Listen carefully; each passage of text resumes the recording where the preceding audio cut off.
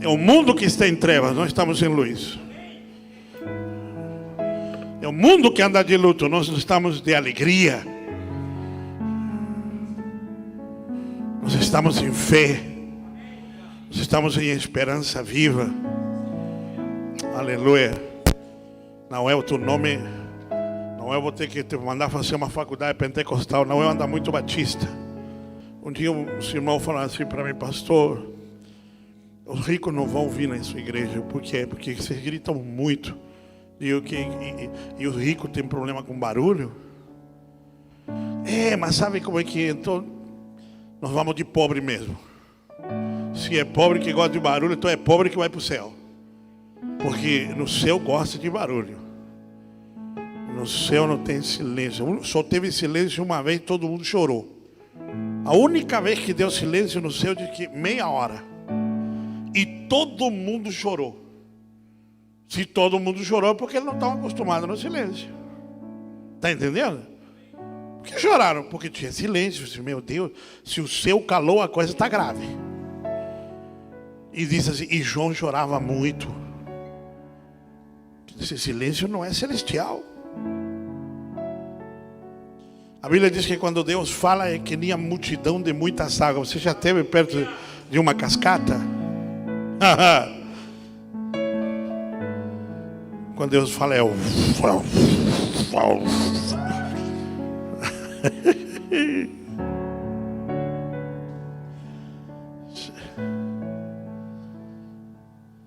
Mas por que no silêncio Deus não pode operar? Deus pode operar como Ele quiser. Mas que o barulho alegra a alma, alegra a alma. Eu lembro daqueles cultos barulhentos. Aí, irmão, todo mundo andava no poder. Tudo culto, esses cultos moderninhos, assim, tudo quadradinho, assim. Todo mundo gualepado, sai pior do que entra. Ai, mas isso é emoção. E claro que é emoção. Para que Deus te dê emoção? Para senti-la. Se eu não sentir emoção na presença de Deus, onde é que eu vou sentir emoção? É com Deus que eu sinto elas. Eu me emociono com meu Senhor. Fuego! El fuego. Você está muito quieto, irmão. Dá glória.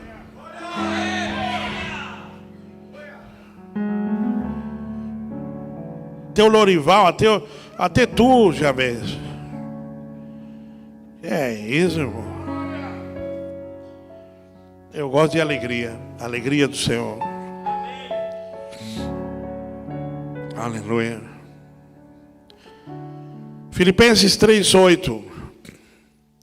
Se de veras considero tudo como perda por causa da sublimidade do conhecimento de Cristo Jesus, meu Senhor, por amor do qual perdi todas as coisas e as considero como refúgio para ganhar a Cristo e ser achado nele, não tendo justiça própria que procede da lei, senão a que é mediante a fé em Cristo, a justiça que procede de Deus, baseada em fé, para o conhecer e o poder da sua ressurreição e a comunhão dos sofrimentos, conformando-me com ele na sua morte, para que de algum modo alcançar a ressurreição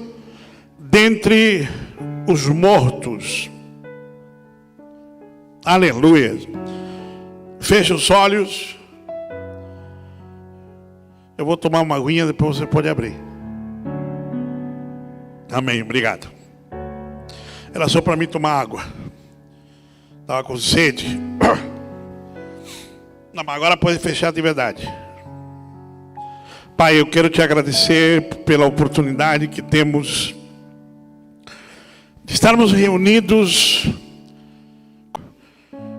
à verdade eterna, a revelação do teu reino, do teu Espírito, da tua graça. Em nome de Cristo Jesus, Amém e amém. Amados, eu quero falar essa noite sobre um tema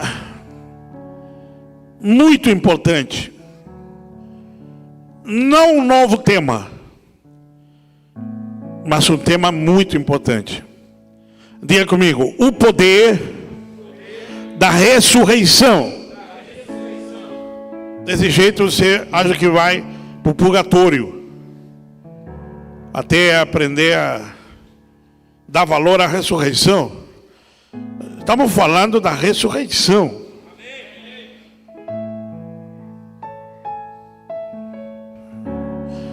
Você sabe, quando uma verdade bíblica não te entusiasma mais, é porque você está gordo.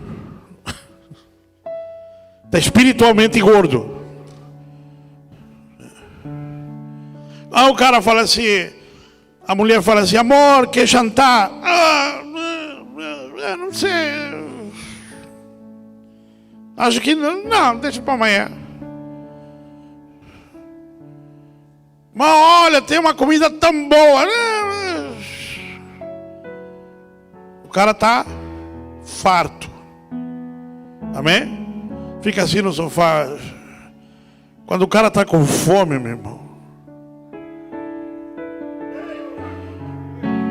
comida? O quê? Quando? Agora? Onde? E assim é a vida espiritual. Quando você está farto, fala assim: poder da ressurreição. Amém. Palavra é para se comer assim, celebrando, porque aí ela vem para você, você se conecta com ela. É fé. Do contrário, ela engorda a mente. A palavra que engorda a mente não faz nada, não muda nada, que é tudo igual. Mas quando ela alimenta o espírito, ela traz milagres.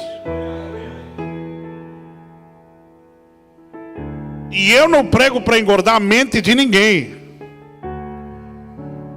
Por isso que você tem que estar antenado. Amém, pego, é minha. Levo, me conecto, levo para casa, vou meditar nela. Eu me agarro a essa palavra, é por ela que eu vou fluir. Às vezes uma palavra salva uma jornada. O camarada me deu uma palavra lá no Rio. Ele me disse assim: eu não entendi nada. E eu peguei a palavra, digo: eu pego, essa é minha, eu sei o que é. E eu estou fluindo nela. É uma palavra. Aí você vem no culto e fica, parece que está empajado, está com empágio, está empático de Uruguai, né? Quer mais comer? Ai, estou farto. Que é isso, irmão? Que fartura é essa? Você tem que estar faminto. Faminto pela revelação, faminto pelo poder, faminto por um toque, faminto por algo de Deus, faminto que essa semana tem que acontecer algo de Deus na tua vida. Faminto, fome, sede. Quero, eu adoro, eu me conecto. É 2 horas, eu me conecto. Eu estou aqui, é conexão.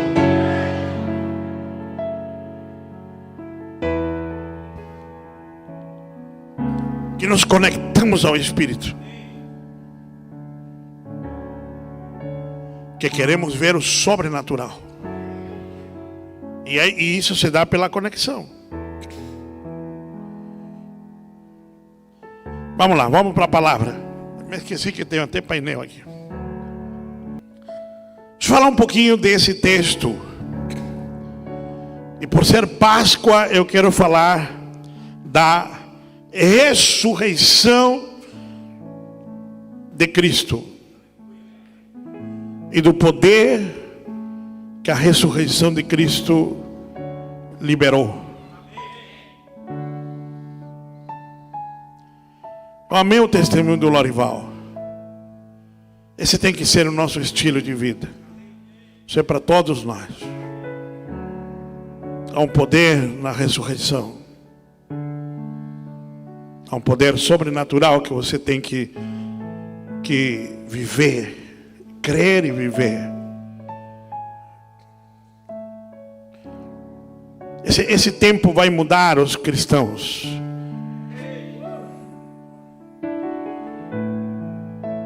Você acha que ser cristão é só ir trabalhar, vir, assistir TV, ir na célula, voltar aqui domingo, cultuar, dar dízimos, voltar para casa? Não, é experimentar a ressurreição.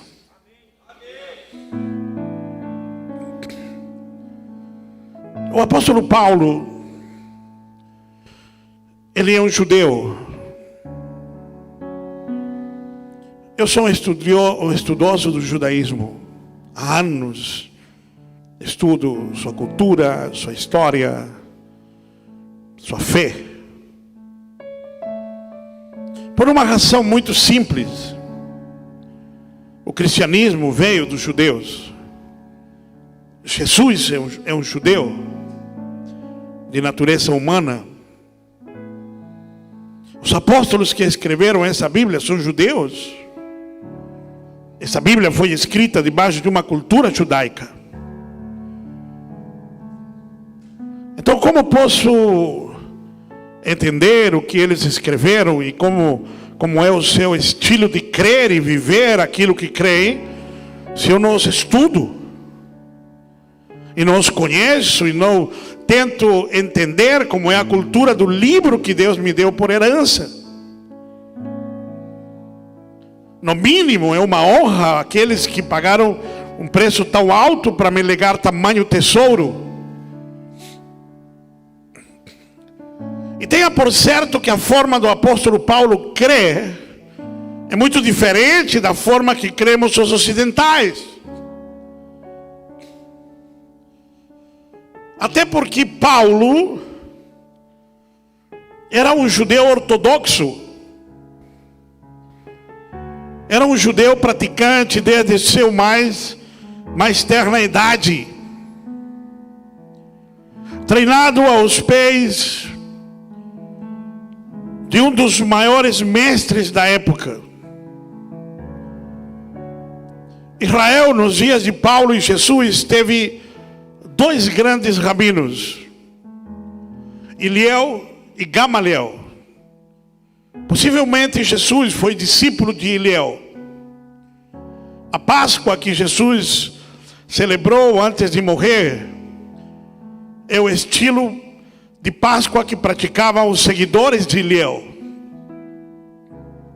Em contrapartida, Paulo foi treinado por um rabino chamado Gamaliel, de profundo saber. Paulo era possuidor de uma cultura extremamente profunda. Por que eu estou lhe falando essas coisas? Para que você entenda o contexto do texto que eu quero pregar. Sabe, já na cultura ocidental, nós temos uma salada de crenças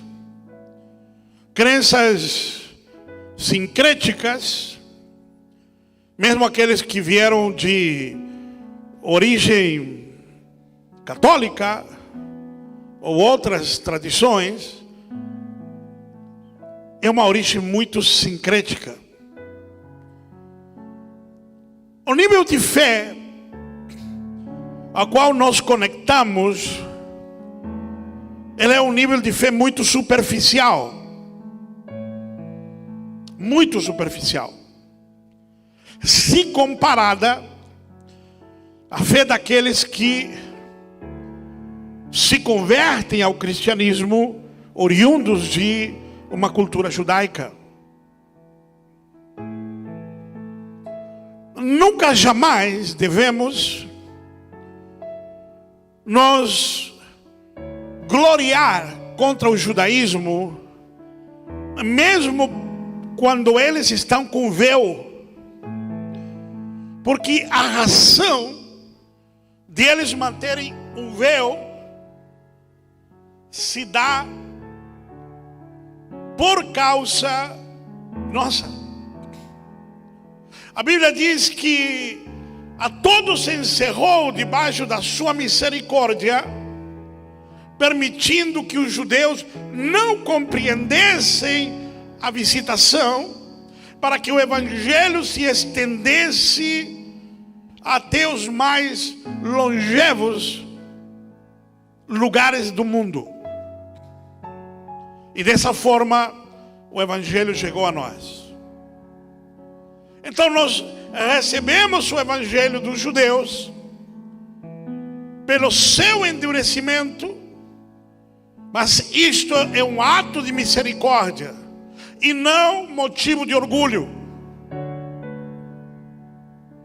mas uma razão porque devemos honrá-los e por eles orar constantemente.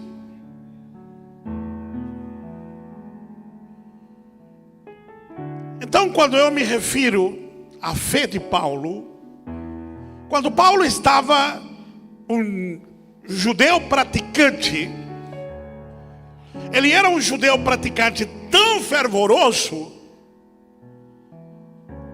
que tudo aquilo que ele fazia para Deus, o fazia com integridade. A lista de valores citadas por Paulo não é uma lista comum.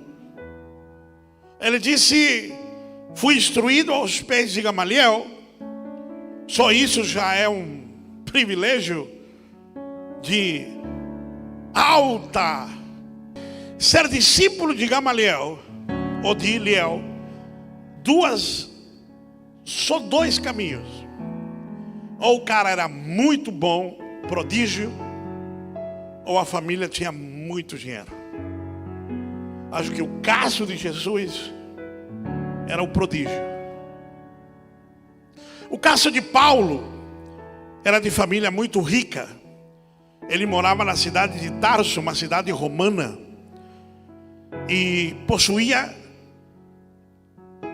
cidadania romana, o que quer dizer que os pais dele eram muito ricos. Então comprar o discipulado de Gamaliel não deve ter sido muito difícil. Então ele era um discípulo de um dos maiores mestres, por certo um ortodoxo radical, de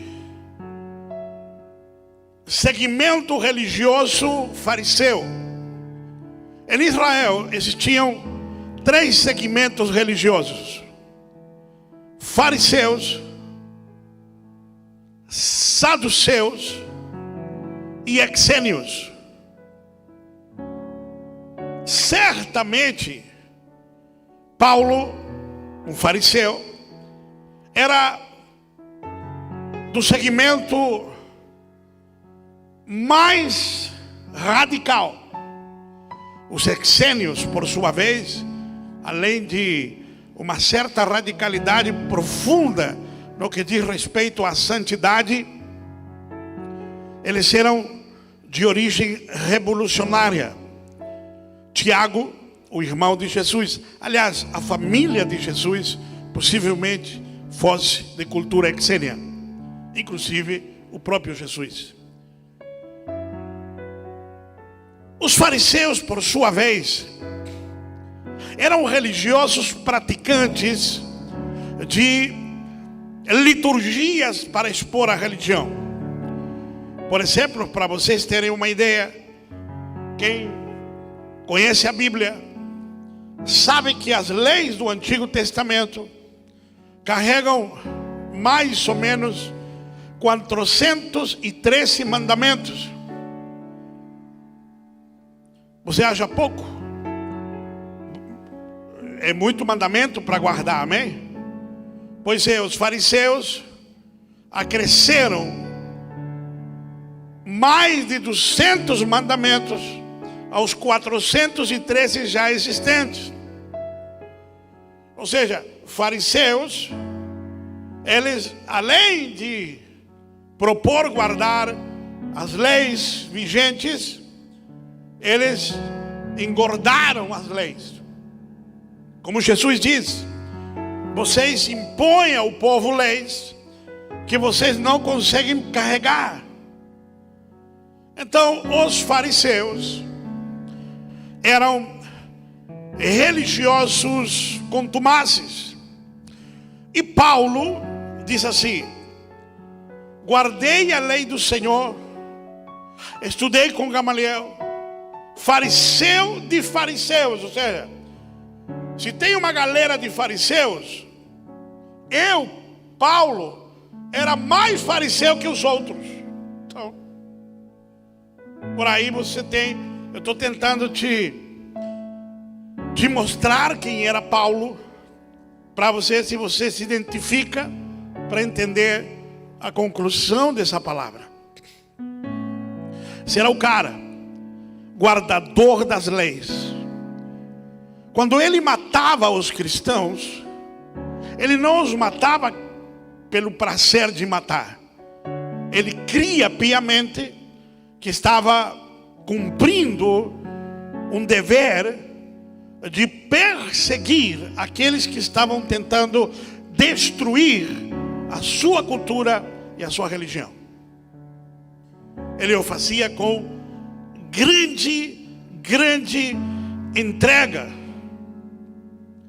Agora, Paulo,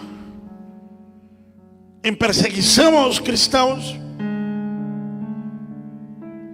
se encontra com Jesus, é derrubado do cavalo. Jesus lhe dá orientações. Se encontra com o irmão chamado Ananias.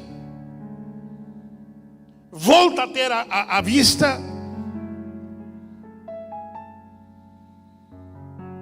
E ali ele vai desaparecer. Vai ter uma reunião com alguns irmãos.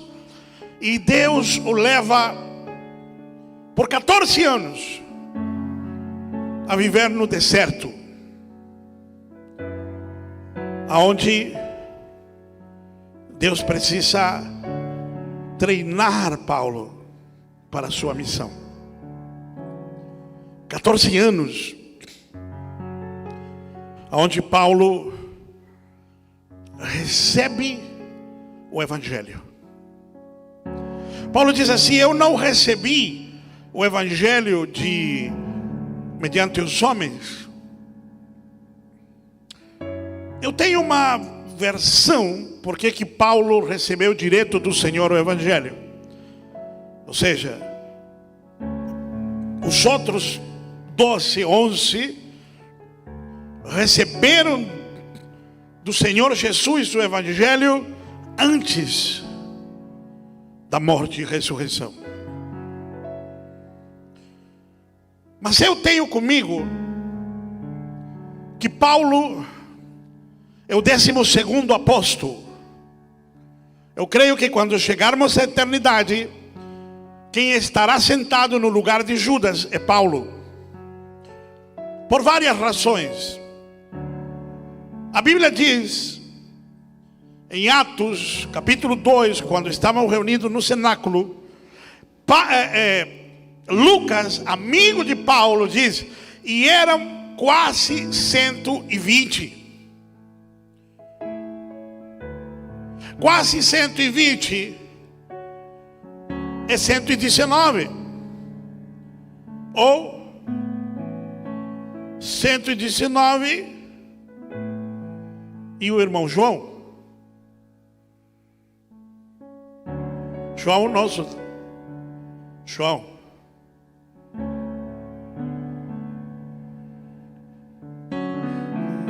Ou 119 e o pastor. E o pastor Vomir.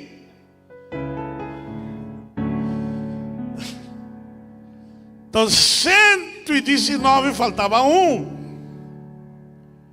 Eu creio que Lucas registrou isso, porque no entendimento de Lucas, Paulo deveria estar lá. Ou era como se ele estivesse lá, é ausente. Paulo disse assim: porque de todos eu sou o menor, pois eu entrei como abortivo. Ou seja, eu entrei por último, eu entrei forçado, eu entrei no minuto final. Eu tenho uma versão por que Paulo foi levado ao deserto para receber a orientação do Evangelho. Porque de todos os 12, se você estudar a vida deles, você tem Judas. Bom, Judas ficou fora. Judas era um zelote, uma das subdivisões partidárias da casa de Israel nos dias de Jesus.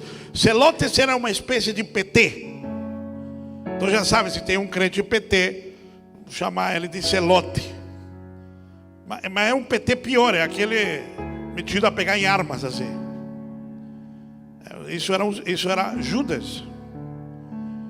E como em nome da causa vale roubar, Judas fazia bem o trabalho, roubava bem. Como em nome da causa vale vender, vendeu Jesus. Como que disse, o que importa não são os meios, mas sim a finalidade, né? Inversão dos de lá. Você tem Mateus, que era um cobrador de impostos. Você tem Pedro, que era um pescador. Você tem João, que era pacífico, mas queria matar queimado. Queria mandar fogo descer do céu para matar os irmãozinhos que andavam pregando o evangelho meio distantes de Jesus. Você tem Tomé, um incrédulo. Você tem gente de todos os segmentos. Mas você não tinha um fariseu. Então Paulo, ele é escolhido após a ressurreição, e ele vai receber o evangelho diretamente do Senhor, numa outra dimensão. Deus pega um erudito de Antigo Testamento. Entenda, um erudito, alguém que entende tudo de Antigo Testamento. E Jesus vai sentar com ele e vai lhe mostrar quem ele é no Antigo Testamento. Cada parte. Entender as cartas de Paulo, todas elas, estudá-las e entendê-las, você vai ver que Paulo expõe Jesus de uma forma tão profunda a vinda do Antigo Testamento.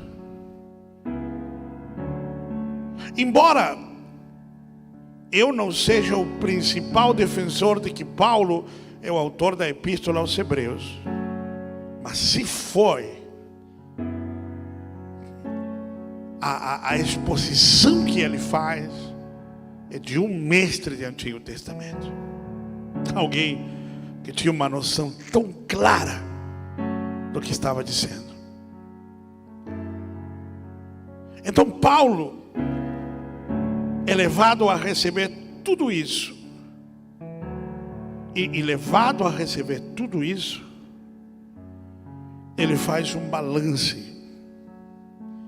É aqui que eu quero começar a minha pregação. Ele faz uma análise de tudo que ele foi e de tudo que ele recebeu de Deus, e de tudo que ainda ele pretende em Deus. Amém? Então diga assim comigo: do que eu era, do que eu sou e o que eu quero para mim. Vamos de novo?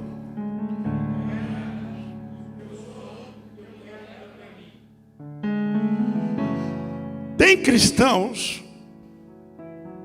que passariam a vida tentando ser o que Paulo foi.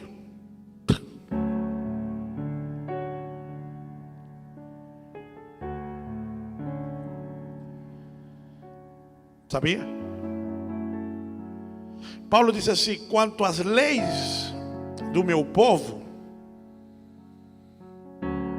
irrepreensível.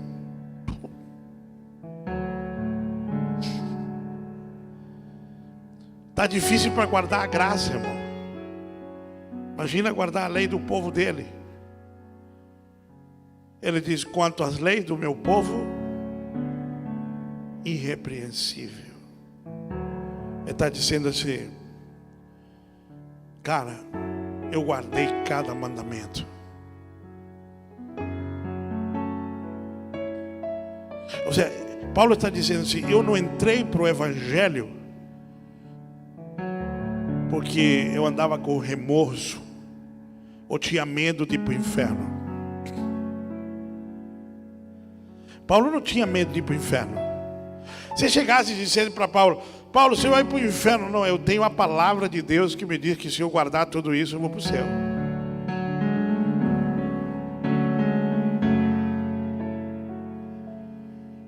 E se esse é o teu problema, eu guardei. Eu estou dentro. Ou seja, o que me admira dessa palavra que eu estou falando, gente, por isso que eu fiz a questão de dizer: a fé deles é diferente a nós. A fé deles é muito profunda, a nossa é muito superficial.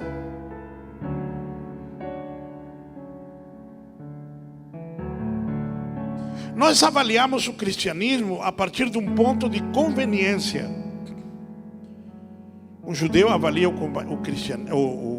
a fé ou o cristianismo, no caso Paulo, ou a sua própria religião, de um ponto de vista de essência de vida.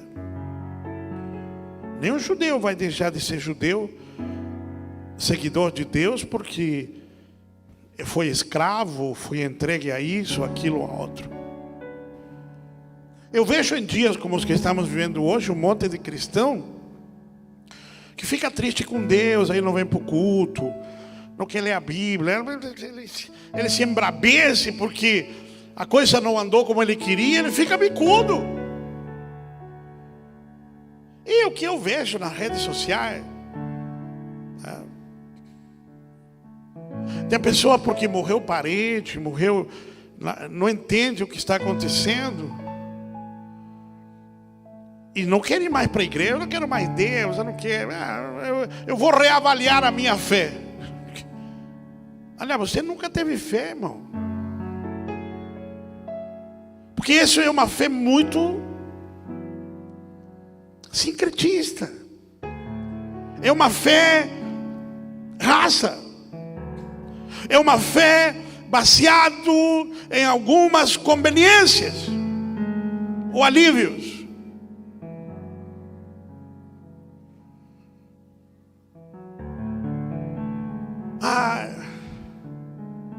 Sim, eu sei, morreu muita gente, talvez morram mais. É triste, claro que é triste, irmão.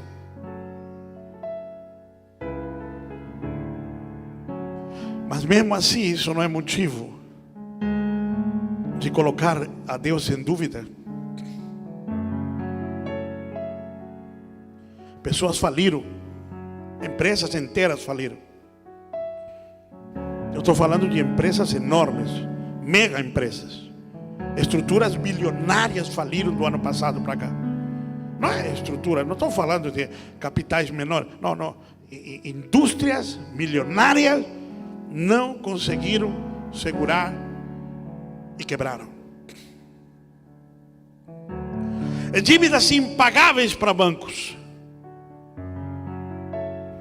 Sim, gente faliu. Então, querido, qual é o nível de nossa fé? Vamos de novo. Diga assim: o que eu vivi, o que eu recebi, o que eu quero viver. Paulo chegou num ponto da sua vida que ele avaliou o que era, o que é, o que recebeu e o que ele quer para si. Eu te pergunto, se no fim deste tempo pandêmico você fizer uma avaliação,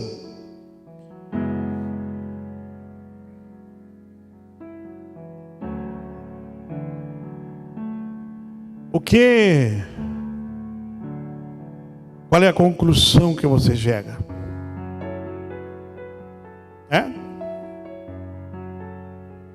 Qual será a conclusão que você vai tirar para a sua vida?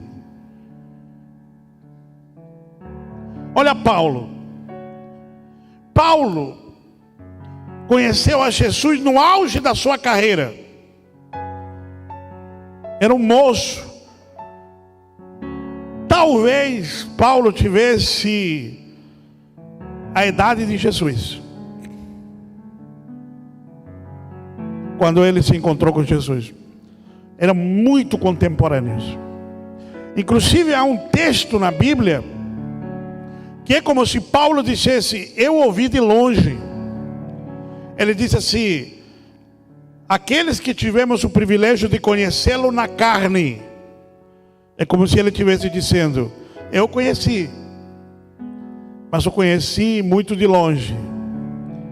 É porque ele não fechava com Jesus. Sua religião não fechava com Jesus. Muito contemporâneos. Muito. No auge da sua carreira como religioso, membro do Sinédrio, possivelmente estava entre os que julgaram Jesus. Ninguém se tornaria membro do Sinédrio antes dos 30 e poucos anos. Isso significa que ele era, digamos assim, eu vou contemporizar, ele estaria no judiciário, no Supremo Tribunal de Justiça da época. Digamos, ele já estava em carreira ascendente. Com a perseguição a cristãos, possivelmente ia ganhar uma promoção. Quando chegasse aos 50, eles seriam uma das elites do judiciário de Israel. Então Paulo não veio para Jesus porque tinha problema de emprego. Eu vou lá na igreja ver se me arruma um emprego. Paulo não veio para Jesus porque tinha problema conjugal. Paulo se devotou tanto à sua vida religiosa que ele não queria nem casamento. E ele diz: não quero e não preciso, porque a mim Deus me deu um dom, o dom de me conter.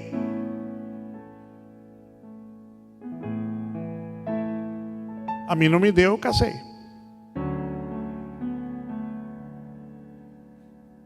Azar de Paulo. Consegue entender? Ele não foi para Jesus porque tinha problema. Ele foi para Jesus porque ele descobriu: ele é a verdade. Ele sempre procurou a verdade.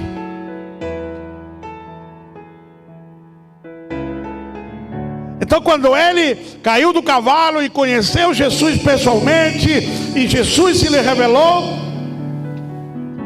ele não voltou para o judaísmo Porque ele entendeu. Jesus é a verdade.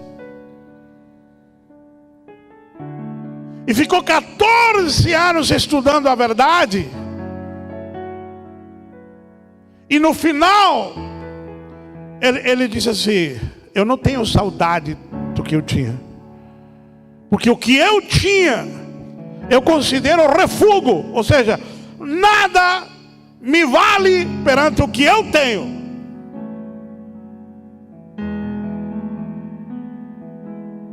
Agora, camaradas, queridos correligionários, estamos falando de um cara que tinha muito. Por que a nossa fé ocidental é tão fraca?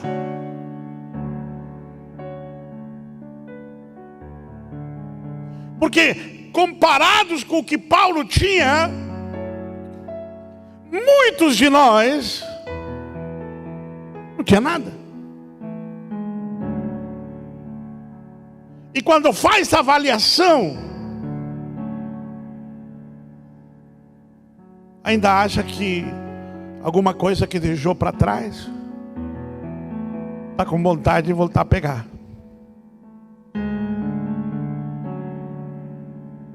Então, olha o valor que Paulo dava à salvação e olha o valor que você dá à salvação.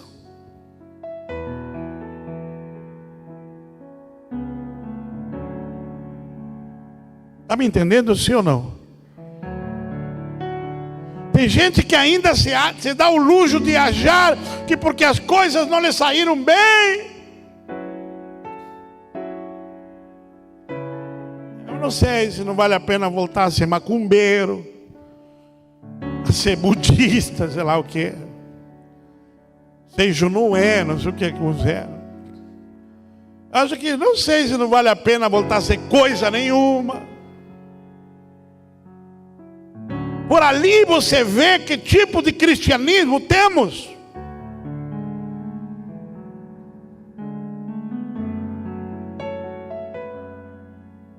E talvez você disse assim: bom, o apóstolo Paulo, ele se converteu e Deus o chamou para ele ser pastor de grandes igrejas. Ele foi pastor das maiores igrejas. Mas Paulo era tão profundo, e ele reconhecia que o direito de receber era dele, e ele tinha o direito, mas não queria. Ele disse: vocês não vão me roubar essa glória. Eu prego para vocês, eu levanto vocês, eu estruturo vocês, mas vocês não vão me pagar. Eu vou trabalhar para mim. E ele disse: o boi que debulha é digno do seu salário, está corretíssimo. Mas eu não vou dar essa glória a vocês. Mas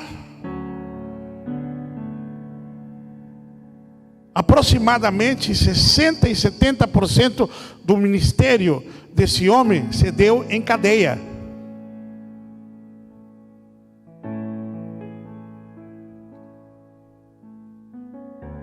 Estava preso.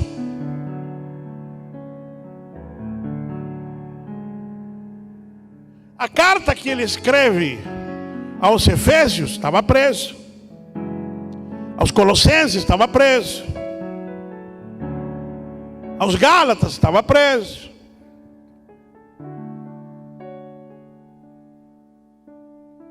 Mais da metade do seu ministério em cadeia. Isso aí, andava a vida inteira do lado de um oficial, que ele tinha que pagar a custa.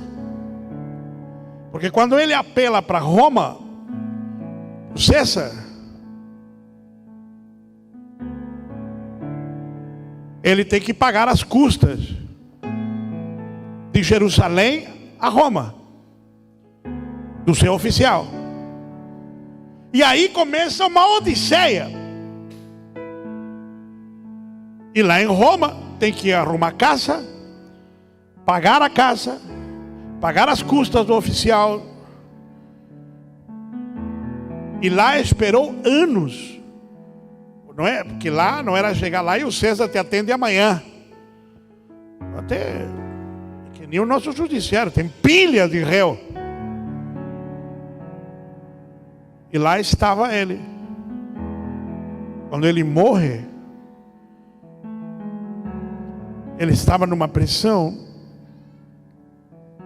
tão terrível, pouco antes do martírio, que dizem os historiadores que o livro de Éfeso levou 6 meses para escrevê-lo, porque ele não tinha luz suficiente. A prisão que ele estava em Roma era um buraco, só entrava pelo teto uma corda e só saía pelo teto. A luz era muito fraca. O 6º capítulo ele escreve quase no final dos 6 meses. Pode ver que ele parece que não tem nada a ver com o resto da epístola. É como se alguém lhe disse: olha, está acontecendo isso, e aí ele pá, emenda um assunto que não estava na sequência. Tamanha dificuldade para poder escrever. Sabe o que ele diz aos Efésios? Não fiquem tristes por causa das minhas cadeias. Sabe o que ele diz aos Filipenses? Alegrai-vos no Senhor. Outra vez vos digo, alegrai-vos.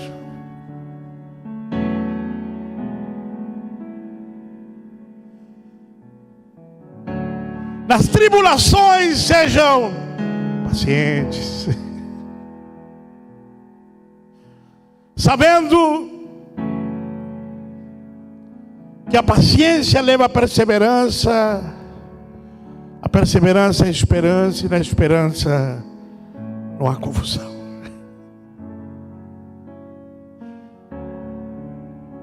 Que fé é essa? Que Paulo disse assim: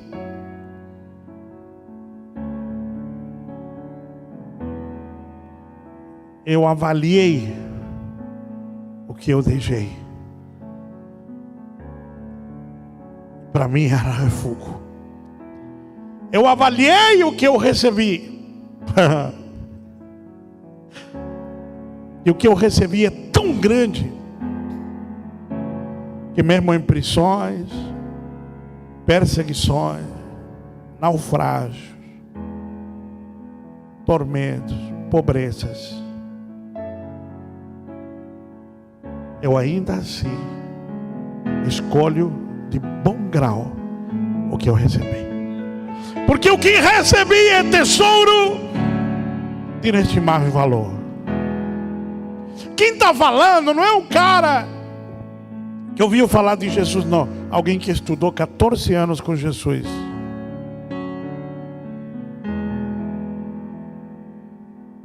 Alguém que foi ao terceiro céu. Alguém que foi apedrejado. Alguém que passou por açoites. Açoites terríveis de vara de marmelo. Açoites de assorralho que quebravam seus ossos e rasgavam sua pele.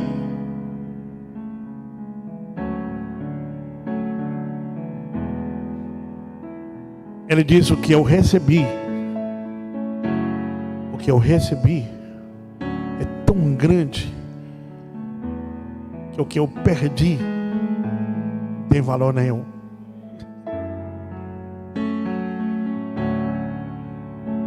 Que tipo de fé você está estruturando em sua vida e em sua casa? Eu quero esse tipo de fé. Eu quero esse tipo de fé para a minha vida, que ela não avalia perdas como valor algum quando comparadas com aquilo que Deus lhe deu. Que aquilo que Deus lhe deu é infinitamente maior. Ainda que leve a percas reais,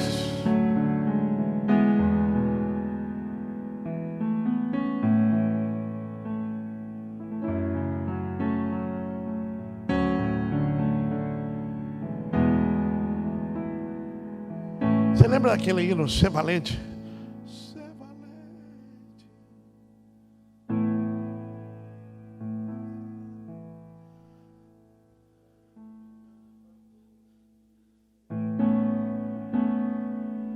Muito valor.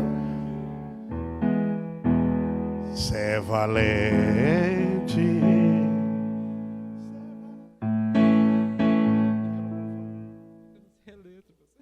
Segue outra vez. Vai, pastor. Ser valente.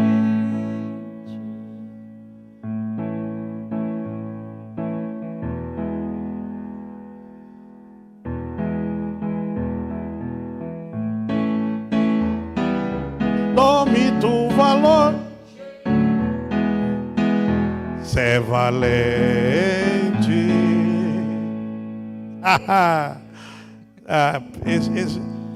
Esse louvor se encaixa.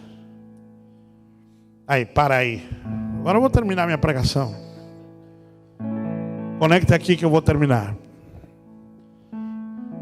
Então, você tem o que Paulo deixou, o que recebeu, diga assim, o que ele ainda guarda.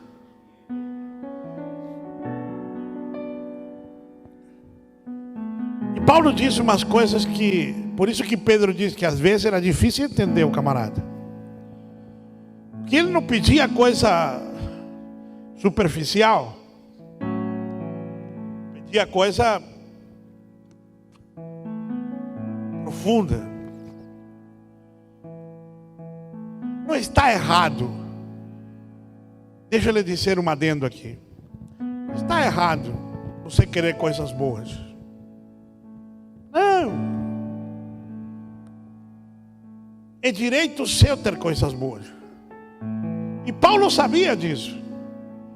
Ele só refugava porque Paulo era doido.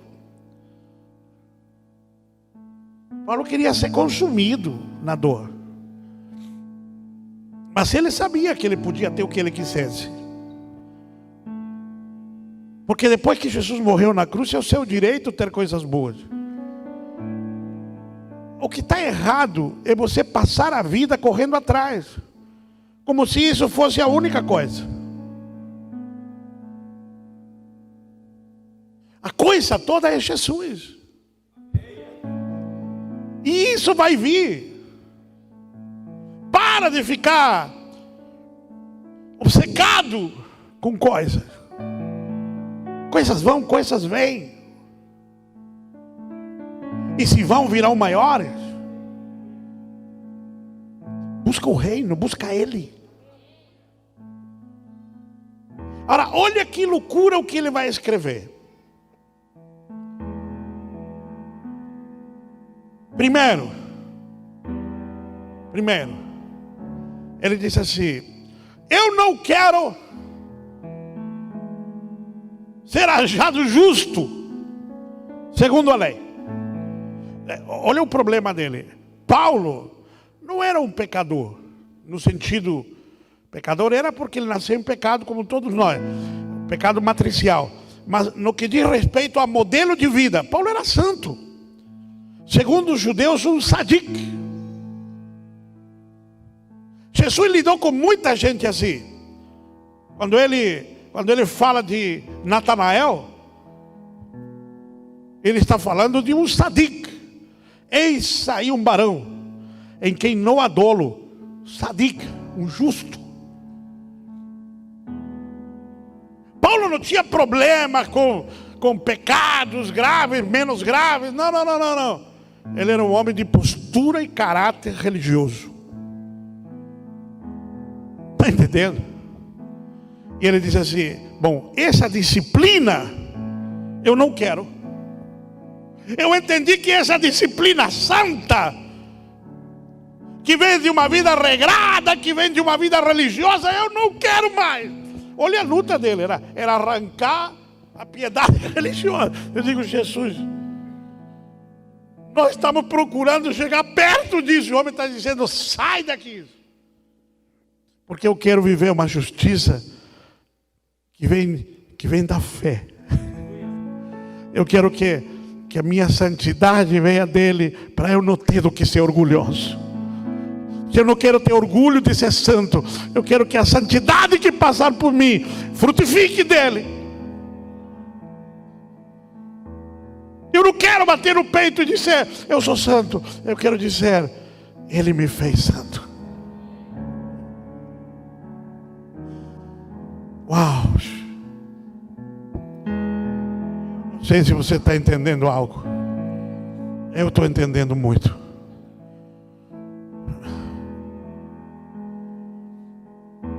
Eu quero experimentar essa santidade que vem do Espírito dele.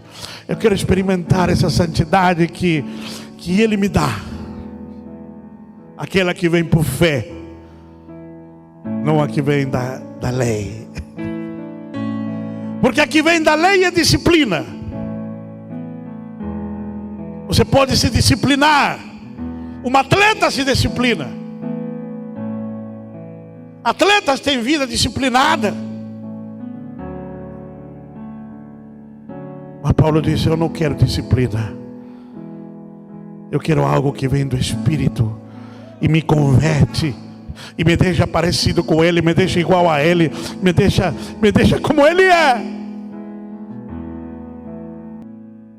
Aí Paulo vai dizer uma coisa louca. E ter achado nele, não tendo justiça própria, que procede da lei, senão aquela mediante Cristo, justiça procede da fé. Já lemos. Agora, para o conhecer e o poder da sua ressurreição e a comunhão dos seus sofrimentos, conformando-me com ele na sua morte. Ponto. Eu levei mais de 20 anos para entender isso. Há mais de 20 anos esse versículo me perturba. Porque eu nunca coadunei. E olha que eu já li compêndio, né? Meu Deus, o que eu já li de compêndio para explicar esse texto. Ninguém me satisfez. Ninguém me deu o que eu queria. Pode, que é Matthew Henry, Barta, Chaplin, eu tenho tudo. Eu tenho mais de 100 Bíblias explicadas. Será que é mais de 100 Bíblias explicadas? Ninguém me deu a resposta para isso. A maioria passa por cima. Explicar a Bíblia desse jeito é uma beleza, né? Você explica o que todo mundo sabe, o que todo mundo quer saber, você não explica.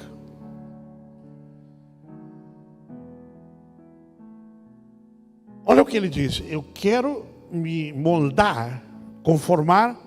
Sabe o que é conformar? É moldar. Assim, irmã não molda o bolo, não conforma o bolo. Moldar é colocar-se dentro de um recipiente e esse recipiente vai te dar forma. Amém? Isso é conformar-se, moldar-se. Você tem que virar uma massinha de modelar. Meu lindo. Você tem que virar uma massinha e tomar forma. Agora, olha que loucura. Porque ele podia dizer assim, eu quero me modelar como ele é. Eu entenderia. Eu quero me modelar como ele foi. Show de bola. Não, ele escolheu uma parte da vida de Jesus. Eu quero me modelar, me conformar, tomar o molde que ele tomou na morte.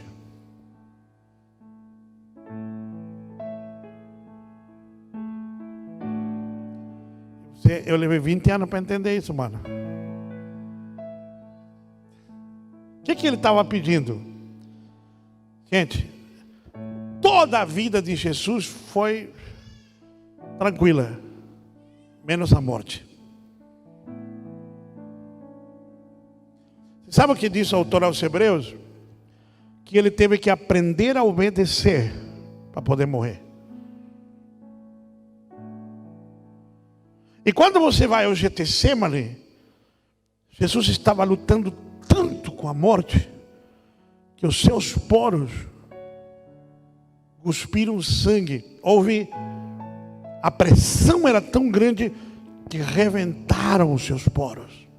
Se vê um médico aqui, vai saber o que eu estou falando. Isso aí tem um nome científico. É algo que uma pressão tão aguda tem que vir, começa a estourar os vasos sanguíneos. Ele suava sangue. E mesmo contra toda essa pressão, ele foi obediente. Paulo, ele podia ter escolhido assim: eu quero tomar a forma de Jesus no batismo. Eu quero tomar a forma de Jesus no céu. Não, eu quero alcançar a forma que ele teve no Getsemane. Eu quero ser aquele cara que diz: Pai, tá difícil, tá ruim, mas eu faço a tua vontade, não a minha. Eu escolho te obedecer. Então era isso que Paulo estava orando. O que eu quero para mim? Para mim eu quero ser como ele foi na sua morte. E a Bíblia diz que na sua morte ele foi obediente. Como um cordeiro mudo foi levado ao matadouro. Oh, lindo, linda, te pergunto. Você tem andado como cordeiro mudo? Ou como cordeiro murmurante? Sé valente, pelejando por Jesus, ser valente, nunca rejeitando a cruz, firme sempre no amor, com indômito valor, cheio do Consolador, ser valente. Como você tem vivido? Como cordeiro mudo ou murmurante? Que reclama de tudo e de todo. E eu termino aqui. Aí ele disse assim: para o conhecer e o poder da sua ressurreição. Ele diz, porque de algum modo, ele está dizendo, claro que eu não vou morrer e ressuscitar como ele, mas aqui na terra, eu vou experimentar em mim o poder da sua ressurreição.